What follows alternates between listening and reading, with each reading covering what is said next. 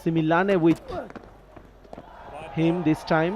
আগের ম্যাচে এমন পরিস্থিতিতে পড়ে গিয়েছিল বাংলাদেশ। প্রথম টি-20তে শেষ রক্ষাটা হলেও দ্বিতীয় ম্যাচে তা হলো না। সংযুক্ত আরব আমিরাতের কাছে হেরেই বসল লিটন দাসের দল। বাংলাদেশের দেওয়া 206 রানের বিশাল লক্ষ্য নানা চড়াই উতরার পর আমিরাত টপকে গেছে 1 বল আর 2 উইকেট হাতে রেখে। বিস্তারিত নিয়ে আপনাদের সাথে আছি আমি শামিমা সুলতানা।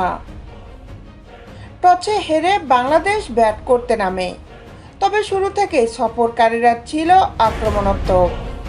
তানজিদ হাসানের 33 বলে 59, লিটনের 32 বলে 40, হৃদয়ের 24 বলে 45 রানে 20 ওভারে বাংলাদেশ করে 5 উইকেটে 205 রান।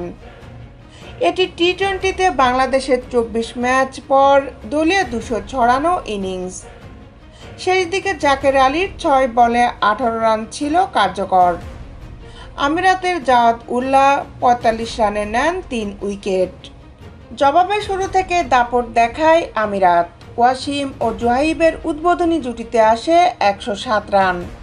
ওয়াসিম করেন 52 বলে 82 রান। মাঝে কয়েকটি গুরুত্বপূর্ণ ক্যাচ মিস করে বাংলাদেশ। শেষ ওভারে প্রয়োজন ছিল 12 রান, যেখানে তানজিমের একটি ওয়াইড ও একটি নো বল ম্যাচ ঘুরিয়ে দেয়। ম্যাচে বাংলাদেশের বোলিং ছিল অনিয়ন্ত্রিত। ডট বলের অভাব, ক্যাচ মিস এবং গুরুত্বপূর্ণ সময়ে অতিরিক্ত রান দিয়ে হারকে ডেকে আনে তারা। শরীফুল পান 2 উইকেট, রিশাদ ও তানভীর একটি করে। এই হারের ফলে সিরিজে সমতা ফেরে। সিরিজের তৃতীয় ও শেষ ম্যাচ অনুষ্ঠিত হবে আগামীকাল একই ভেন্যু শারজাতে।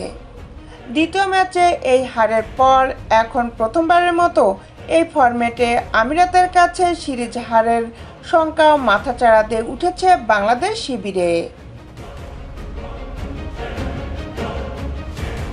দেশ বিদেশের খেলার আপডেট নিউজ পেতে আমাদের সাথেই থাকুন।